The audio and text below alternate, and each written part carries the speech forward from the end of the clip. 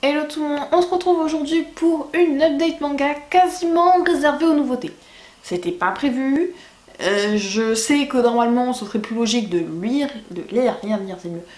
les suites de séries plutôt que d'en commencer une nouvelle en te disant que ça rentrera jamais dans le budget pour les continuer, mais je suis pas logique, du coup j'ai commencé des séries.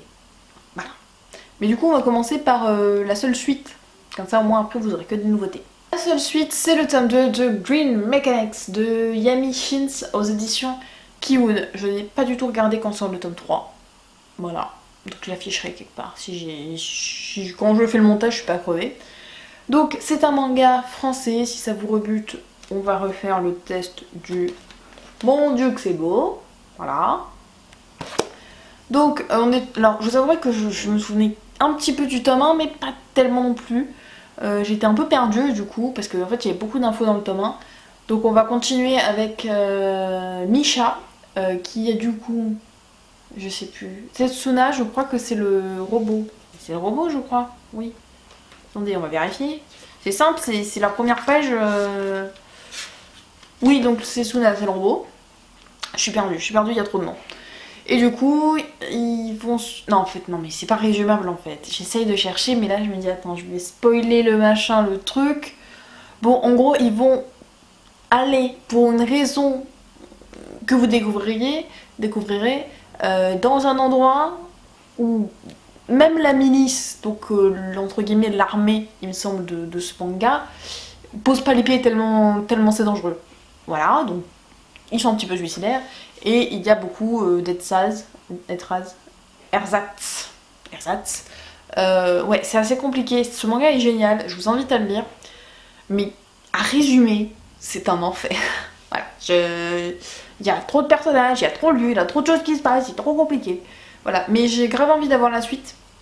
Je sais qu'elle sort pas... Bah, elle sort bientôt, je crois.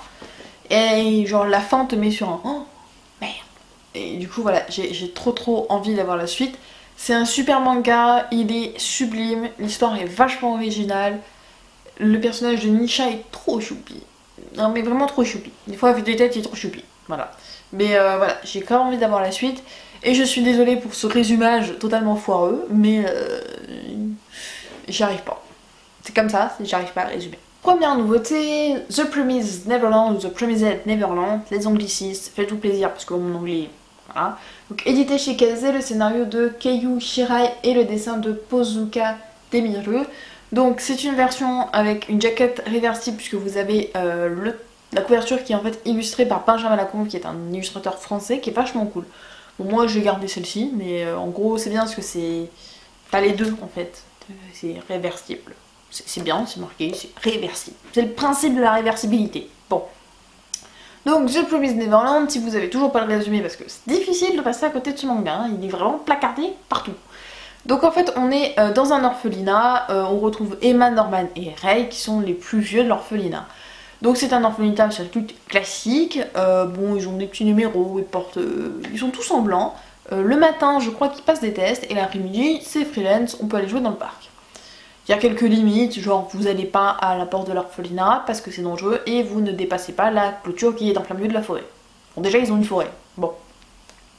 Jusqu'au jour où, par accident, donc je crois que c'est Emma et Norman, je crois, bon, il y a Emma, c'est sûr, parce que Emma est un peu le personnage principal de ça, va découvrir en fait que quand un enfant quitte l'orphelinat, normalement pour aller rejoindre une famille heureuse et vivre une vie heureuse, en fait, il se fait tuer, mettre en bocal et il va se faire manger par des démons. Ou des monstres, l'un ou l'autre. Et moi, dans ma tête, j'ai appelé ça des démons. Voilà. Donc là, tu te dis, ah, en fait, l'orphelinat, c'est plutôt en élevage en batterie d'humains. Déjà, c'est sympathique. Et elle se dit, il faut qu'on sorte de là. Il faut qu'on s'échappe, il faut qu'on s'échappe. Ce qui est logique. Sauf que c'est pas aussi simple, puisqu'on a maman, qui est un peu la directrice de l'orphelinat, qui a des yeux partout, j'ai l'impression. C'est Big Brother, en fait. Donc ça va être assez compliqué. C'est vachement cool, j'ai beaucoup aimé, c'est psychologique, et en même temps j'ai très envie de savoir ce qui va se passer, mais aussi de découvrir le monde. Parce que du coup on est un peu comme les enfants, on ne sait que ce qui est l'orphelinat, en fait, que ce qui se passe à l'orphelinat.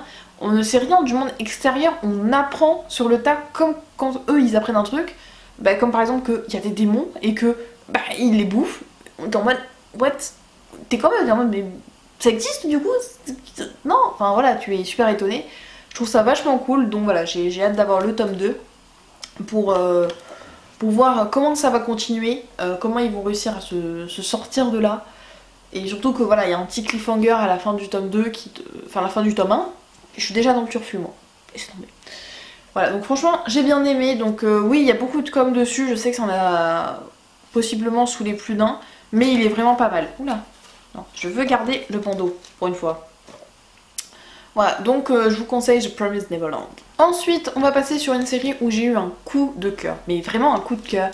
Il s'agit de The Rising of the Shield Hero, qu'on appellera Rising Shield Hero parce qu'au bout d'un moment il y a trop de lettres, voilà, hein, de Aya Akiu, d'une œuvre originale de Aneko Usagi. Vous pouvez écrire encore un peu plus petit s'il vous plaît. Conception du personnage Minami Seira. Non mais écrivez ça encore plus petit, hein. Merci. Donc, je vous présente 3 tomes, mais j'ai en fait lu jusqu'au tome 7 ou 8. Je vais vous expliquer pourquoi.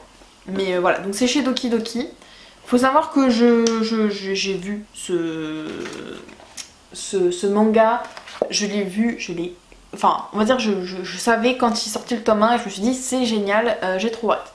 Le souci c'est que les tomes sont un peu chers parce qu'ils sont à 7,50 et que j'étais dans une phase de je ne commence pas de nouvelle série parce que j'ai pas la place et j'ai pas le budget.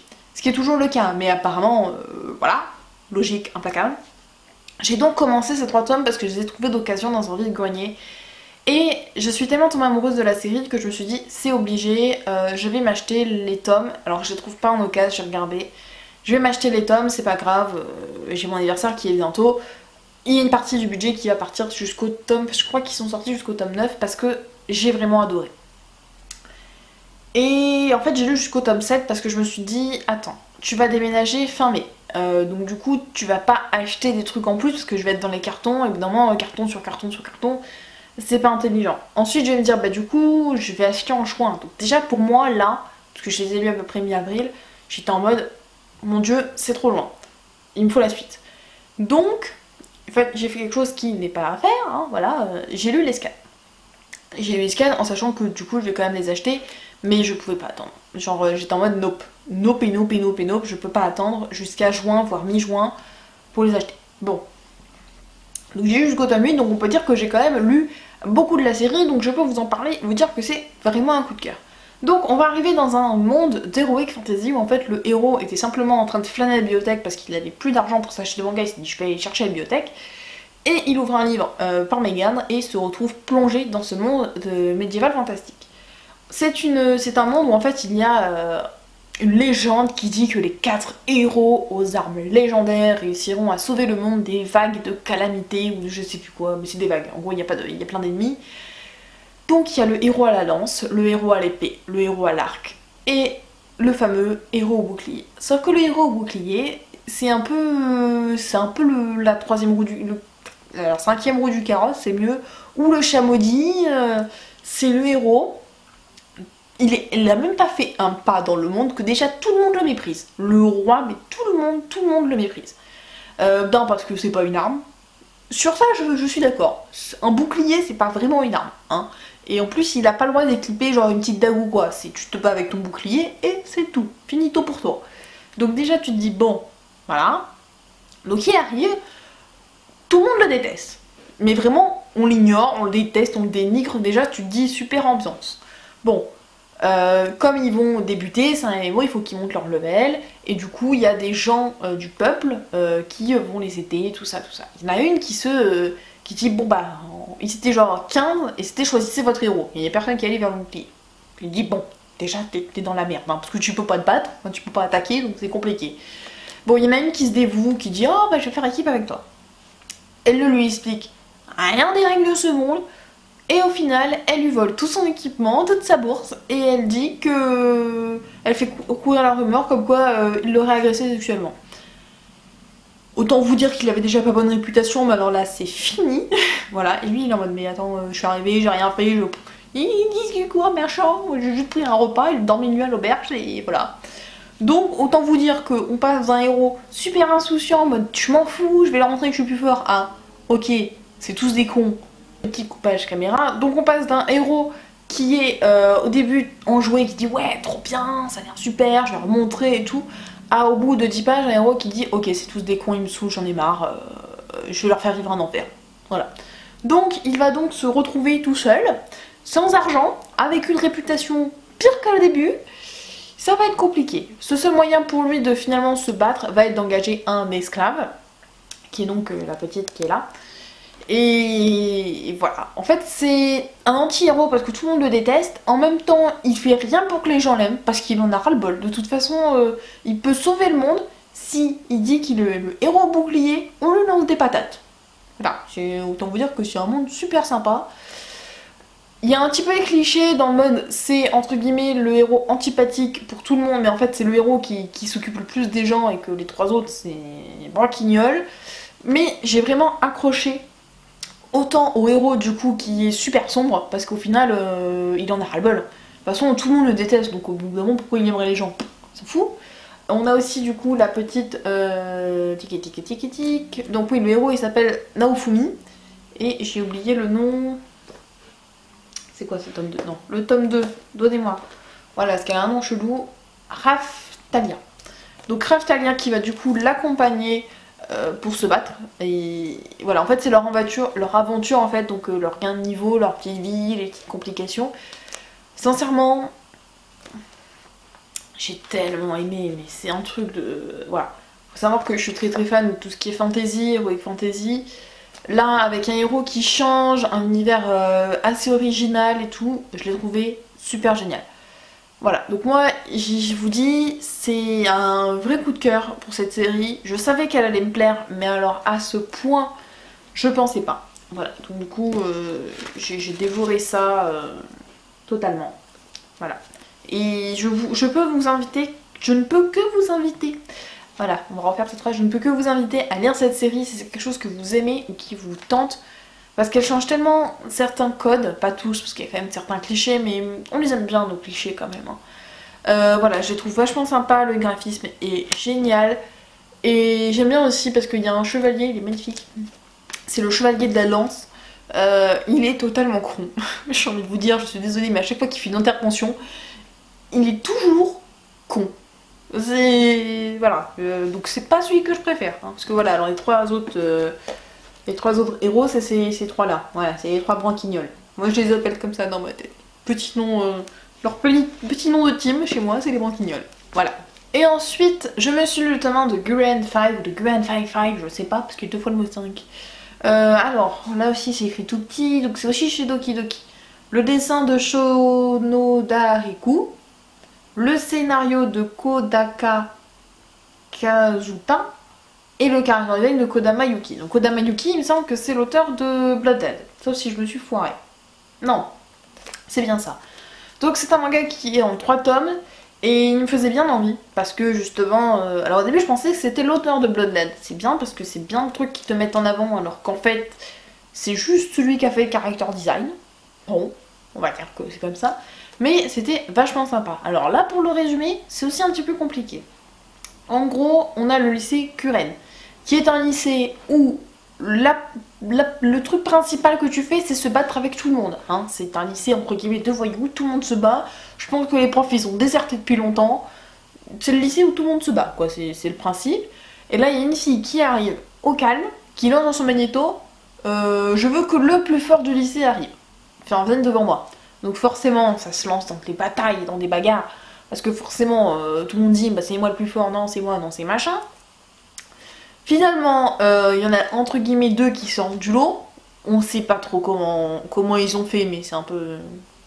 Voilà, c'est pas non plus des super gros bagarreurs. Hein. Et ils vont devenir en fait des... Il n'y a pas marqué, mais en gros, ils vont...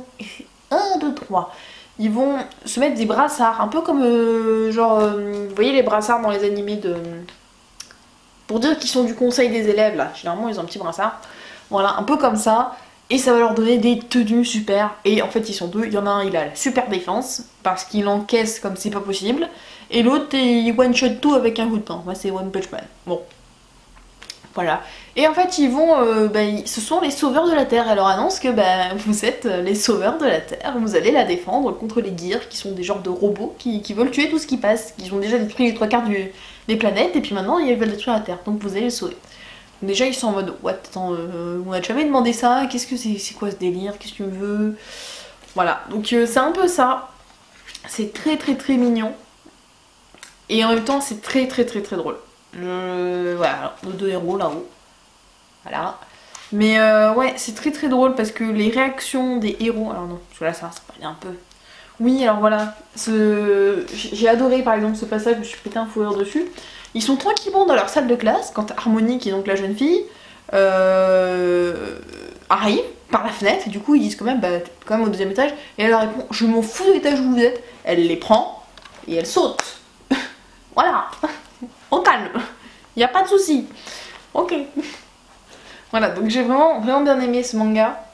En plus c'est en 3 tomes, alors c'est toujours la peur du 3 tomes ou des séries courtes, c'est est-ce que ça va être assez développé ou est-ce que ça va avoir une fin un petit peu rushée parce qu'il fallait faire 3 tomes. Mais j'ai vachement bien aimé, le chara design est cool, les personnages sont vachement sympathiques. Voilà, il y a un peu de mystère forcément, hein, parce que sinon c'est pas drôle si dans le tome 1 il te donne toutes les infos que tu veux savoir. Mais vachement sympa. Finalement, c'est bien que ça m'ait appâté avec l'auteur de Bloodlad et que c'est assez différent de Bloodlad, mais ça peut se rapprocher par certains points, surtout pas l'humour. Voilà. Sur ce, la vedette est finie, j'espère qu'elle vous aura plu. N'hésitez pas à me dire si vous avez lu certains de ces livres et ce que vous en pensez. Et moi, je vous laisse dans une prochaine vidéo.